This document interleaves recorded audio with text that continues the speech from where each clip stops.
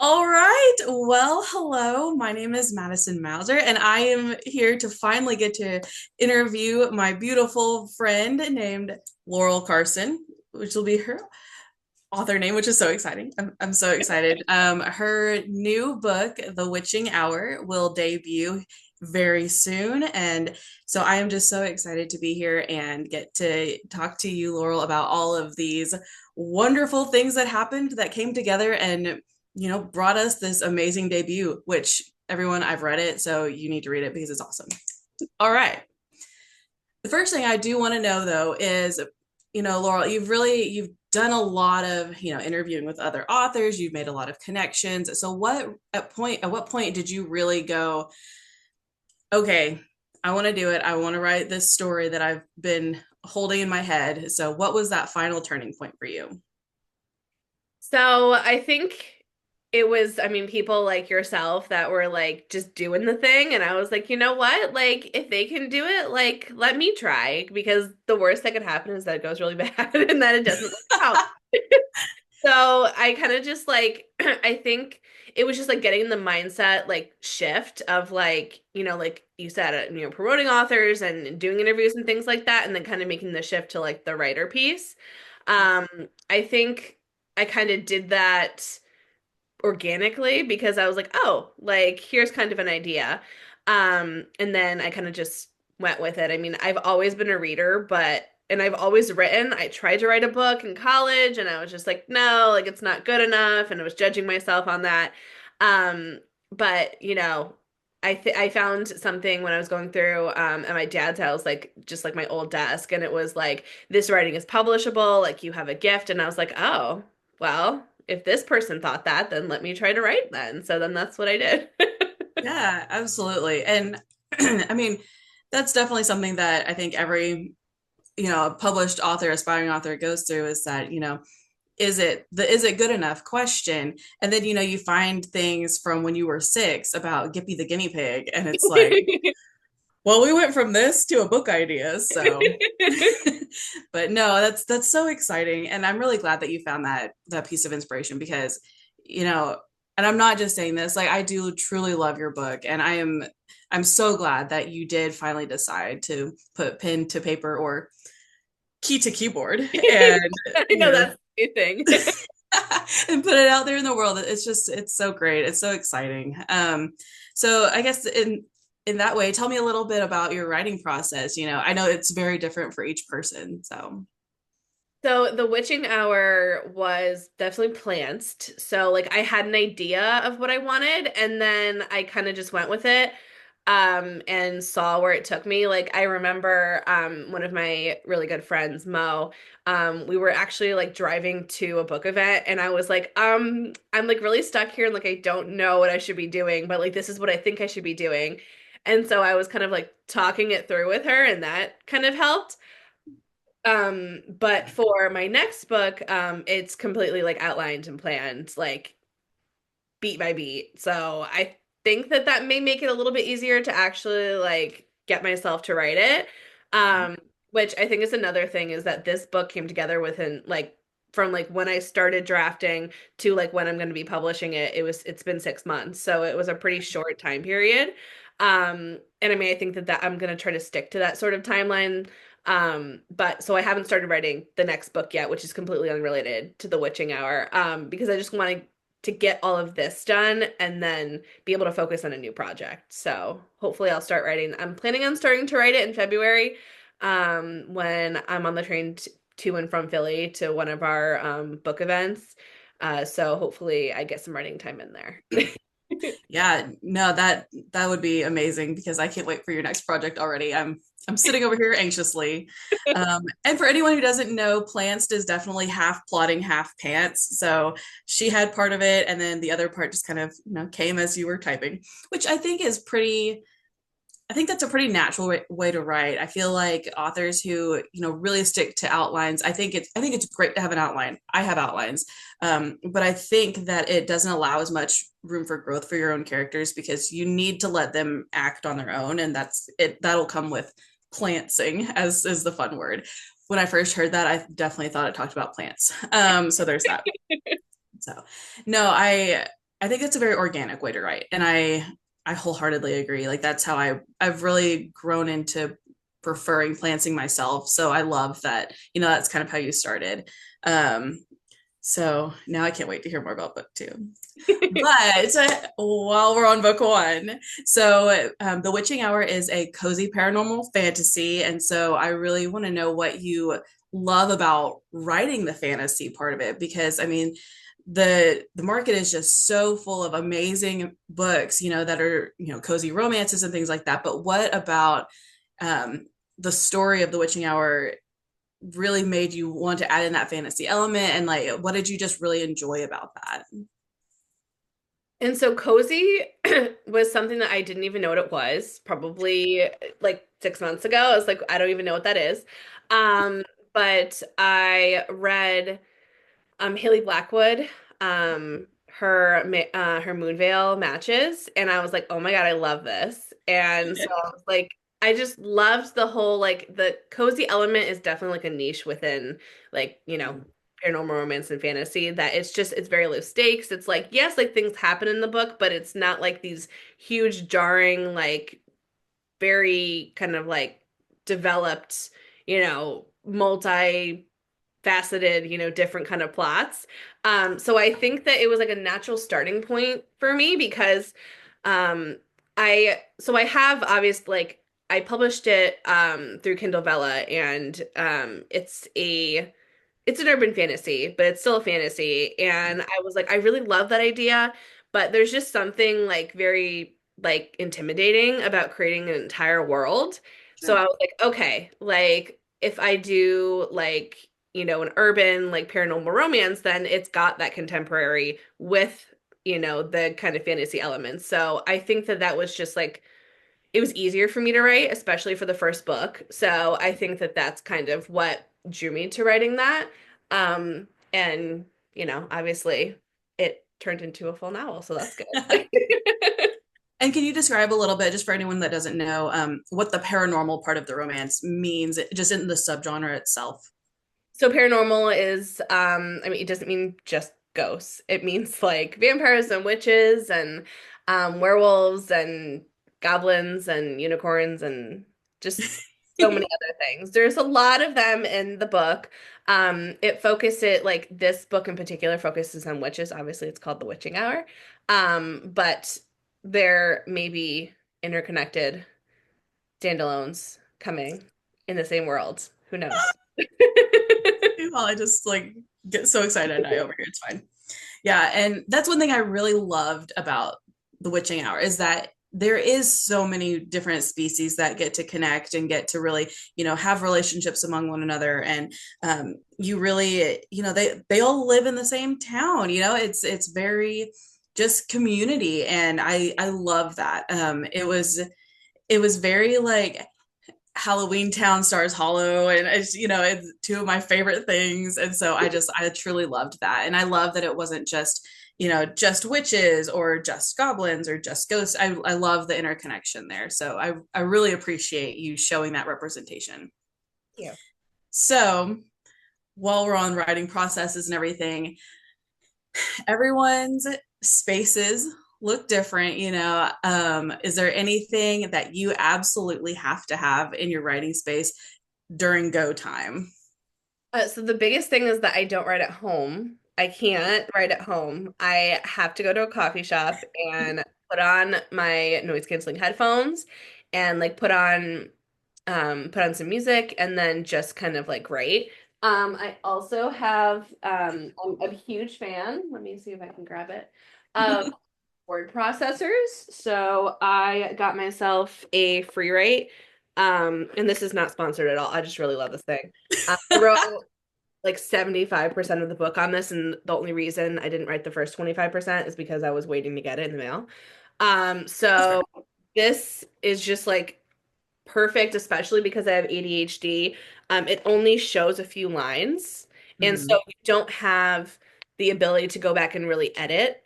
And so I think that that's a huge thing for me, is that I just needed to get it drafted rather than kind of go through going back and trying to edit while you're writing, which is just that there's a time and place for that, but it's not while you're drafting. So not at home, noise canceling headphones. Obviously, I do get a coffee and then my free write. That's kind of like that's how I do it. Yeah. No, I too have a free write, and let me tell you, your word output is so much faster on those things because I'm a big edit while I write person. Bad. I shouldn't do that. But I get it. So that makes complete sense. So since you go to coffee shops a lot, what's your go-to coffee drink that is usually hanging out by the free write? So I go to different ones. I try to go to like different local coffee shops because I like to support local. But my favorite thing at like a couple of the coffee shops within like 10 minutes of me is that they do coffee flights. So they do iced coffee flights and like for different seasons and things like that.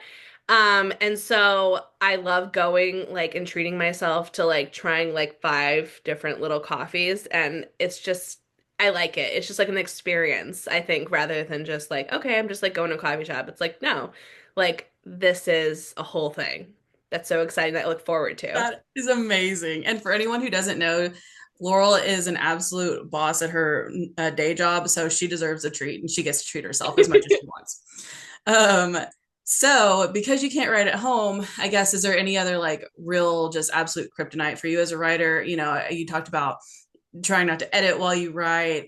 Is there anything that's like, oh man, like guys, Laurel has two beautiful baby dogs, and so if it's like if it's the girls hanging around, I mean, I get it, but I have to know what is it that you can't have. So the editing is definitely a big piece. Getting started and just like making myself start. I think that was the biggest piece. But practically it's time. And so this book was actually written like only like on Saturday mornings. Like I would go get up early. I would go to the coffee shop when they opened at 7. I would stay until like 10 or 11. And I did that for like a month and a half and then it was drafted. Like I Wow. just did it there. So I think that the time was definitely a big piece, but because I got into that routine, it was easy for me to be like, okay, it's Saturday morning, like you're waking up early and you're going to write. Like Mhm. it was more like organic and natural to do that. Um, which I mean, I appreciate like, you know, like the Stephen King, like write like 1,000 words a day or whatever he says, but I don't know, it just didn't work for me. I tried to do that and I was like, no, like I need to have that space. And so I need to go to the coffee shop. I need to do that. And I think a lot of the 1,000 words thing, because I mean, there are days I get maybe 500, you know, Yeah. but I think it depends on the quality as well as just the routine. I think it's just setting that routine. And it sounds like you've really built yourself a really successful routine. So I think that's where the fluctuation in that comes in because every writer is so different. Mhm. Um, so I think that makes complete sense. And I love that. And now I need to go to all the local coffee shops in your area because they sound amazing. I don't know of any here that offer coffee flights. So what am I even doing with my life? It's fine. Well, you're welcome to But come visit whenever you want. I want to. Yeah. Guys, Hopefully, Laura like lives cold weather. in beautiful like New England area and like I live in the middle of the country. So it's a lot less fun. It's fine. Um It's fine. so it's all good. All right. So now we get to actually talk about specifically the witching hour. Please share the debut date. March 20th of 2025, which is the spring equinox. So all of my dates are very specific. So this will be the spring equinox. The next release will be the fall, like autumn equinox. And then next year it's going to be the summer solstice and winter solstice. So like they're all very like related to witchy. One because I identify that way, but also I just think it's like, okay, like that's the date. Like it needs to be that day. So That is amazing. what we're doing for releases. So I have That's 2025. an easy way to mark your calendars. Yes, exactly. That's amazing. All right. So describe the witching hour in one sentence or less for anyone who, you know, is just learning about it or who, you know, for me, if I get in an elevator and I'm like, hey, everyone, I have 30 seconds and I need to tell you about Laurel Karsyn's book. Here's the blurb. What am I saying? The Witching Hour is a cozy, low stakes paranormal romance that follows a man's journey on discovering his power, and along the way, he finds love that is so strong it can defeat evil. Sold. I I'll thought take about 10. this for so long. I was like, okay, like how do I, because I have the blurb, right, which I'll be releasing in a couple of weeks. But I'm like, okay, like I need to take like the main part of the blurb. So I don't know. You read it. Like, is that a good, It's is hard. that Yeah, good? no, that it's a hard thing to do to condense down a book to one sentence, but I think that describes it perfectly. I really do. Oh, it's so perfect. I'll take 10. Um, so where did you get your inspiration for the witching hour? Was it something that obviously story ideas brew in our heads for a while before we ever put anything down, but what was there anything that was it like a piece of media that you saw, or was it just, you're walking down the wooded path, then all of a sudden, boom, the idea hits you? Like, where did you come up with this? So the witching hour, I love autumn. Like obviously, like you said, I live in New England, so like fall is my favorite season. And so like I think that that was like a huge inspiration was just the fact that like it was fall and I was like, "Oh, like I love fall."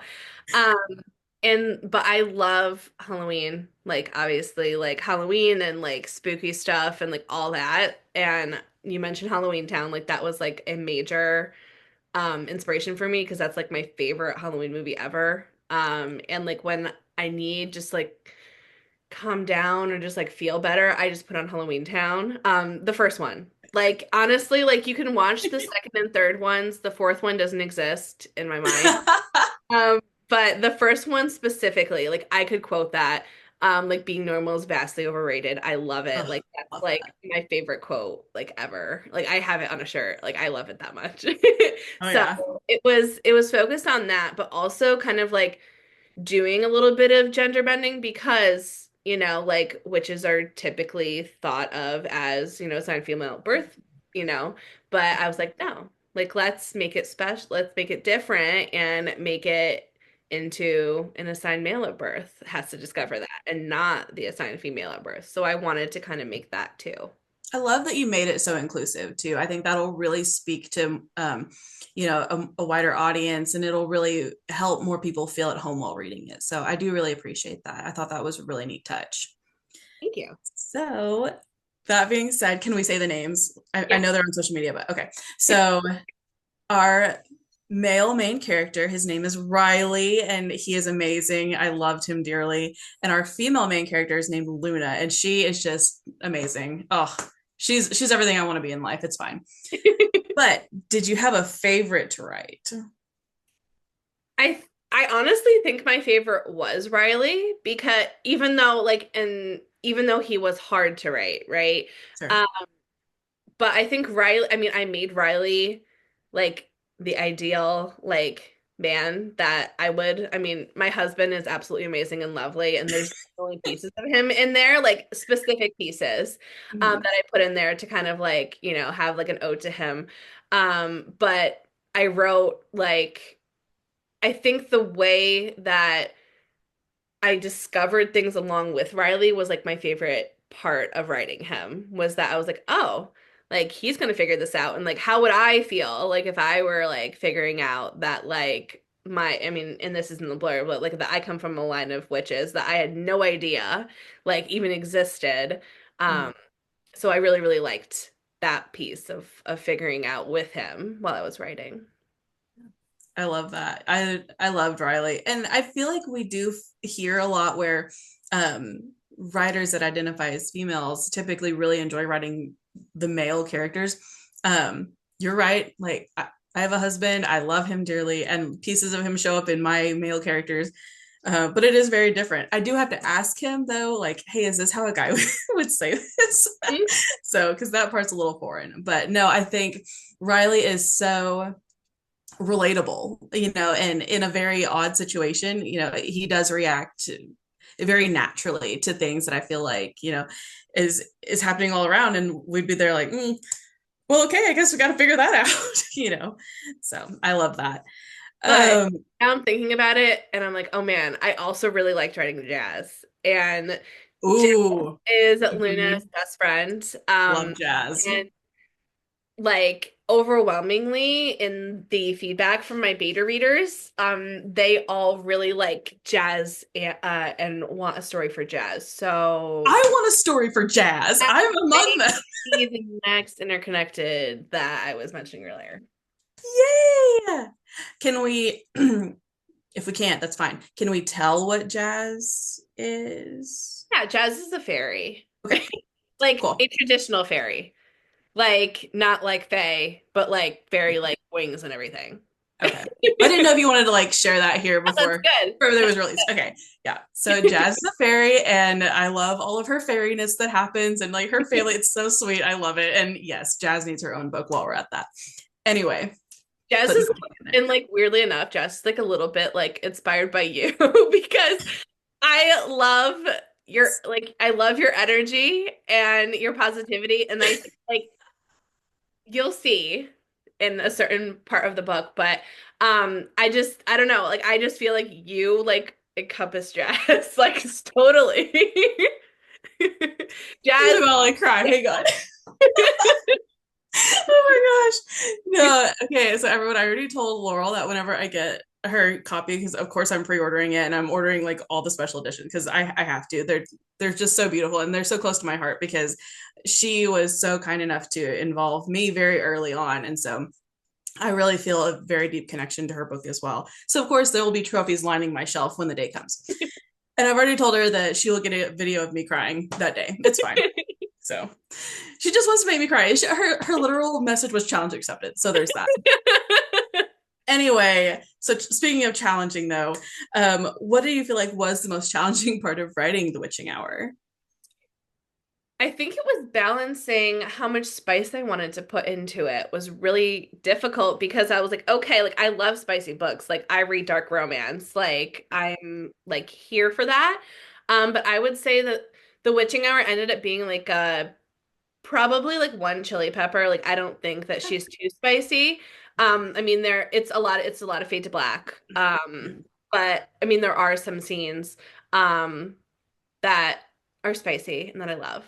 But yeah, I think trying to decide how much spice to put into it, especially like knowing that like I'm promoting this and talking to everybody at work and like with my family about it. And I'm like, Mm-hmm. they're like, oh, do we get to read it? I'm like, yes, you can read that one. But you can't read, for example, my spicy romance. You're not reading that.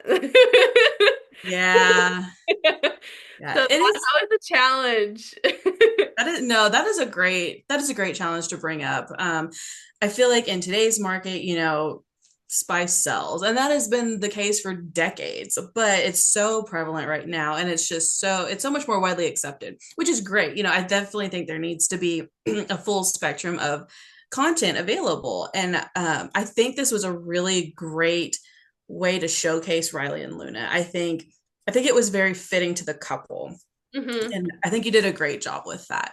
But I definitely understand, it is a challenge because so many people open this and they go, oh, they're kissing.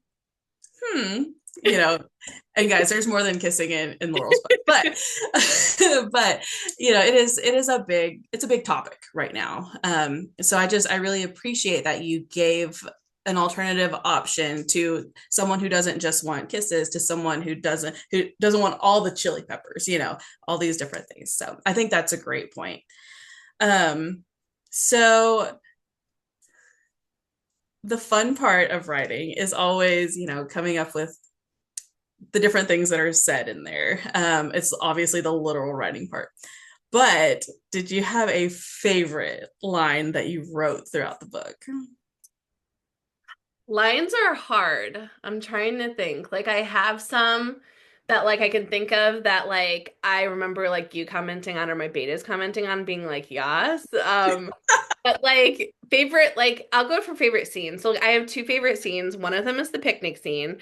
Yes. And the other one is a scene that you actually haven't read yet that I added. Oh, I just need this right now. That I added because of my betas. So there's an entire new chapter that you haven't read yet. Um, that Well, get to experience it in the book. That's so Yes, exciting. exactly. I'm like, okay, like you're gonna like no, like I took away your access, and I'm like, you're not reading it. You have to read chapter 21. And Okay, well, excuse me so while I write that down. so it's the last chapter before the epilogue, and so that was entirely added like 5,000 words, like because of my Yeah. betas. And so I just want to definitely say thank you to them as well because they were honest, but in a way that was so, so helpful to the finished product. And like they're the reason why that chapter's in there. So, It makes a big difference having people read it that aren't as close to the story. I know that sounds weird, oh, but absolutely. I mean, they're my it, friends, like, right? Like, they're my friends, but they know, like, I know a couple of them, like, and they're in my book club, and they are very honest. And they've always been that way. So, sometimes you need that honest feedback. It's what is yeah. it? What's the line? Kill your darlings. Hmm. Yeah. Anyway, um, I guess, you know, obviously as the author, you see it from initial idea conception to now we are so close to the finish line. So, really, what has been the most exciting part for you? I know each step is exciting in its own way, but what part have you been most looking forward to, other than, of course, the release that's coming? Um, honestly, I'm having a few of my author friends reading it and kind of like giving me blurbs. So like the blurbs are what I looked most forward to. One, because like I like you wrote one as well. Like I ex like value your opinions so much. And like that was the most exciting, but also the most nerve-wracking because I'm like, oh my gosh, like these are published authors that are reading this. Like they know the market, they know what it's like to be in the trenches and to have, I mean, just like the two blurbs I've gotten so far, I was just like, oh, like they got it. Like they like understood what the vibe was. And like I think that that was like the most exciting part, but also the most nerve-wracking part. I mean, no one No. hated it, so if they said they hated it, I'd be like, oh, okay. Oh, thanks. I'm glad. I'm glad you had that opinion. Um, no, it is. It's a huge win to know that someone got your book and to know that all the pieces you're hoping come across really do read. So that's great. I'm so glad that I was one of them, but I'm really glad that people have really just connected and gotten your book because it's so good, and I can't wait for everyone else to experience it too. Um, but what's kind of a fun thought game? If it was made into a movie, who do you think should play Riley and Luna? Um, so Riley, like right now, like my like obsession is Jonathan Bailey. I Um, mean, of course. so like I think that like he's just adorable. And I think that I he love like him. you have to like in Bridgerton and in Wicked, he didn't have a beard. So That's like true. he would have to have a beard He because would. He would need a so beard. there would be that. So like I think a mix of like Jonathan Bailey and like I don't know, Chris Evans maybe like that Ooh, sort I of could see like that. his I can Chris Evans like with the beard like from Yeah. Captain America um in the later movies. But yeah, so that for Riley and then for Luna I described her hair as Merida. So like Mhm. getting her drawn. So I would say like a mix of like Merida and Marnie, obviously. Like Yeah. that's from Halloween Town is what I would say. Like the personality of Marnie, but like the look of Merida. Ooh, yeah. Well, maybe we could get Kimberly J. Brown to just put a wig on. I think she would do it. I think it would be awesome. Do you follow her on social media? I do, and I love that she ended up marrying Cal. I And they got know. married. And I don't want to misspeak, but I thought, hold She on, also posted a picture on Christmas of him taking out their dog in the snow. I love it. I was gonna say something, but she's not, so I'm not gonna say that. But yeah, Okay. I just love them. Like, and I love their relationship, and I feel like it was just so cool, like to see like years later that they're like, oh yeah, by the way. I love that. Yep. It's great following along on her journey. But I think she would make a great Luna. I do. All right. So obviously we're so excited about your authordom, and I can't wait for the world to read The Witching Hour. But I do want to talk about you as a person, and because you're amazing and what you like to do when you're not writing. So what is like a Saturday in the life of Laurel Karsyn? What does that look like for you? That would involve sleeping in as long as I can. Yes. 'Cause I love sleep. I just love it. And then cuddling with my dogs, which I was doing up until 5 minutes before our interview because You can I do it just now. Like that's it was fine. so cute. And I was like, oh, I don't want to leave you guys. Um, and then usually I try to do something productive. And then I usually hang out with my husband when he gets home from work because he works on Saturdays, and then we hang out with our best friend. So it's kind of just I like to relax, I like to chill. We're actually going to a musical, which I love doing with my husband. We're going to see The Addams Family. Oh, that'll be So amazing. excited. So we like Broadway musicals. We like going out to like our favorite brewery in town. Um, We love Disney. We are absolutely obsessed with Disney. We'll be going there in 2 weeks, so I'm excited to go back to Disney. Share something cool that happened whenever y'all went to Disney. I got engaged to Disney. I got engaged to Disney, and then a year later, we went and took pictures, like with like our married ears on because we went there for our anniversary. Um, so that was really cool. But yeah, Disney. I think it's just like the whole you can be a child and you don't have to worry about anything like all of like your adulting stuff like is left at home. And I think that's what we like most about Disney. But I love that. those are things that I like to do. And I just picked up crochet. So I'm Yes. learning how to crochet. And I'm I love crocheting a baby crocheting. blanket for my friend. I love that. I love crocheting. So we should have a crocheting party. Oh, we definitely A should. virtual crochet party. Yes, we should. I mean, we should do it in person too sometime, but That too. virtual. I've tried knitting and I can. It's just a lot harder. It's It harder. And it's like is harder. and I'm such a perfectionist. Like I missed a couple stitches and I had to redo the whole thing. It's So I'm done. starting Yeah. from scratch. But it's fine. I still have like hopefully about 10 weeks to make it. So I have time. No, it'll be great. It's really good too. Like once you find a pattern where you can just like sit and do it, you can do it Yeah, while watching TV and like not even look at it. exactly. It took me a while to get there, but I finally could. Um, but knitting, I love knitting in the round because then it's just Yeah. going and going and going. But anyway, Yes. beside the point. Cool. No, yeah, we're gonna have a crocheting party one day and it'll be amazing. Um, okay, so obviously, you've interviewed a bunch of authors and everything. You clearly love to read. Like, I would be shocked if you didn't. And a little concerned, to be honest. So tell me a few authors that you would really recommend and like or their books, um, just to other readers, other audiences. That So kind of. no problem. I have an Oh, entire she's got a stack. She's ready. So, the number one is Brittany Gosson, and she is actually my editor.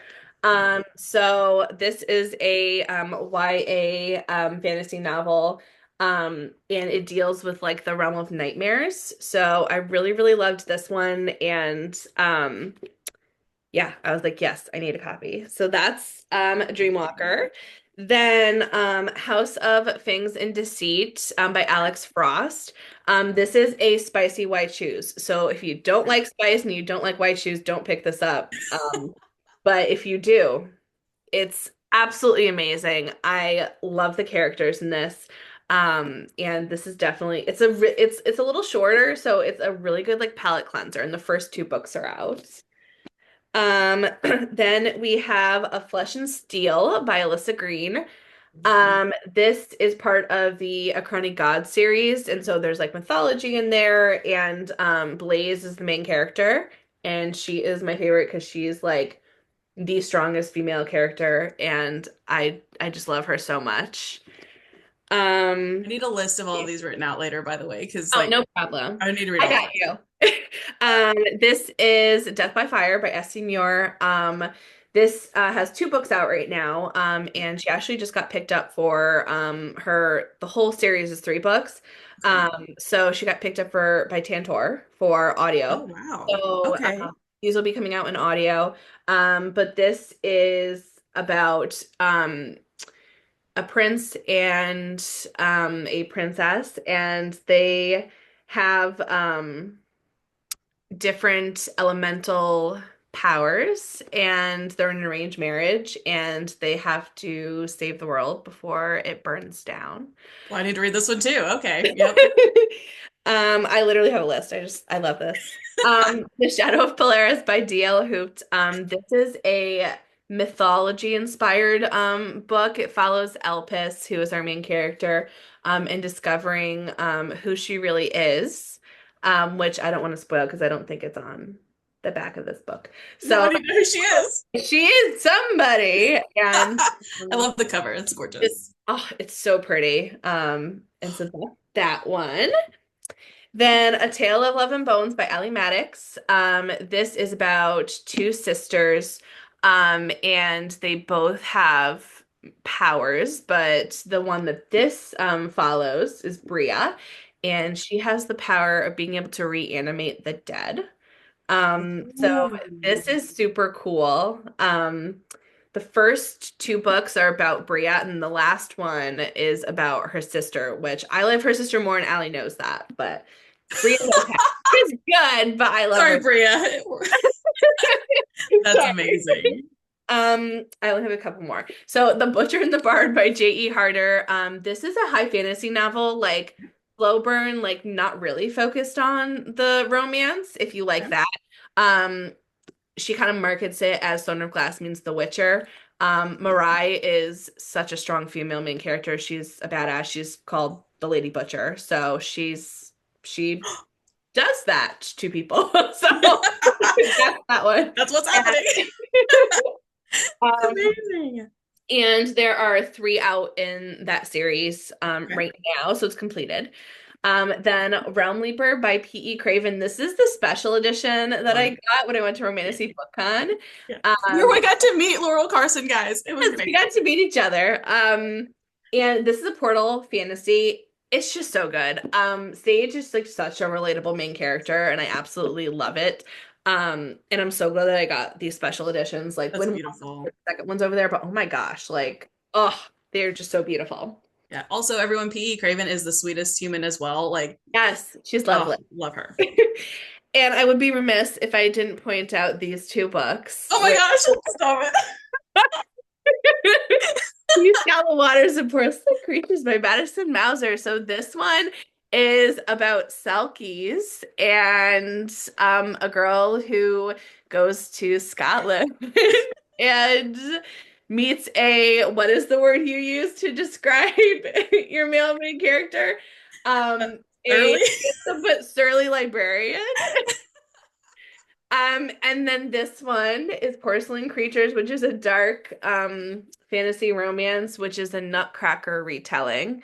And when I say it's dark, I mean it's dark. So go into the book with like chocolate nearby because you're gonna need it. It's pretty evil. And yeah, so you need to also, oh gosh, these shallow waters dropped on the ground. It wanted to go to the ocean. It's all good. It did. So read these two. And that's all I have for you. Hey, that's a great list, though. I mean, not because mine are on there. Did you know there? Did you see them in the back? Boy knows I know I need the rest of those in a list because I do have Realm Libras and I'm so excited. Like I can't wait to read that one. I can't read while I write, which is really funny. Agreed. Or at least like read in my genre, my general genre. So I read like a lot of super like fluffy romances and stuff while I write. Mostly because I'm absolutely scared to death I'll accidentally plagiarize. So So I have to read way far away. But no, it's Realm Leapers on my list to read once I finished with my next book that's coming out. So um cool. Well, obviously, this is your debut and there's been a lot of things happening with it and so right now you are no longer because you formatted, you have a cover which is on the way everyone and it's gorgeous. I've seen it. Holy crap. Um so you're no longer an aspiring author. You are an author like about to release to the world. So what would you say to all aspiring authors? Like what would advice would you give like your younger self? I think it's still weird to be like, I'm an author. Like I said that You yesterday. are. Like after I finished formatting and got my cover, I was like, oh my God, like I have a book. Like it's like gonna be there. It's gonna come out. Um, I think my biggest thing would be to get the first draft done. It's gonna be crap, and that's okay. And just get it out because editing will happen. Editing happens with any good book. I mean, I'm publishing draft like three and a half. And I say half because I edited while you alpha read. So like that made it one and a half. Because I had one, then it was one and a half. And then I edited and then it became two and a half. And then my betas got it. Um, and then it became three, and then my editor did it, and then it was three and a half. So I don't know. I like half drafts. But yeah, so it's okay. Like the story is pretty much the same from the beginning, but I mean, like I said, there's an entire chapter at the end that wasn't originally there. So it's okay to change things. And just get out that first draft and don't compare yourself to other authors who make six figures because it takes them a long time to get there. And that's okay. So you're doing this, write the book for you. Don't write it for somebody else. And if somebody else likes it and finds it, and that's great, but it should be for you. Like, I think that that's the biggest thing is that, especially with criticism and social media and things like that, like, you're not, I'm gonna get bad reviews on Goodreads and Amazon, and that's fine. But that book wasn't for them. It wasn't written for them. So you'll find your audience too. Don't read reviews. Make your editor read them. No, right. I'm not gonna read reviews. I'm probably gonna make you read them. I just mean in general too. Like don't read your own reviews. I avoid Goodreads and Amazon like the absolute plague. It's hard. It's hard though, because you want to know how it's doing. You want to know what your ranks are. But I don't even care. Like you said, you wrote the book for you. I wrote books that I wanted to read. Um, in my mind, it like you said, it'll find the people that it's supposed to find, and other people are not going to like it. Other people are going to love it, and I don't care. I really don't. I I wrote a book I wanted, so that's it. So, exactly. no, I think that's all great advice. You can't edit a blank page. Everything can get fixed. Everything is fixable. Plot holes will happen. I mean, you're right, and I think that is absolutely great advice. Draft one will suck. It's okay. They all do, but It'll that's be what fine. it's all good. All right. So I know we talked a little bit, jumping back just a minute. I know you said you had like headphones on and everything when you write, because we're talking about like, you know, advice in writing draft one. Do you play music while you write, I guess, or are you listening to like, well, that'd be kind of weird, I guess, if you listen to podcasts. You totally do you, but I would recommend music. So what do you listen to? So it was on Spotify. It was like a fantasy reading thing. It was all instrumental. There weren't words because I have ADHD. So if there were words, I would write them. But I do have a playlist that I'm working on, like picking songs that like on shuffle like came up and made me think of my characters in my story. Um, but mainly it was just like instrumental, like high fantasy, like just atmospheric music that made me feel like I wasn't sitting in the coffee shop.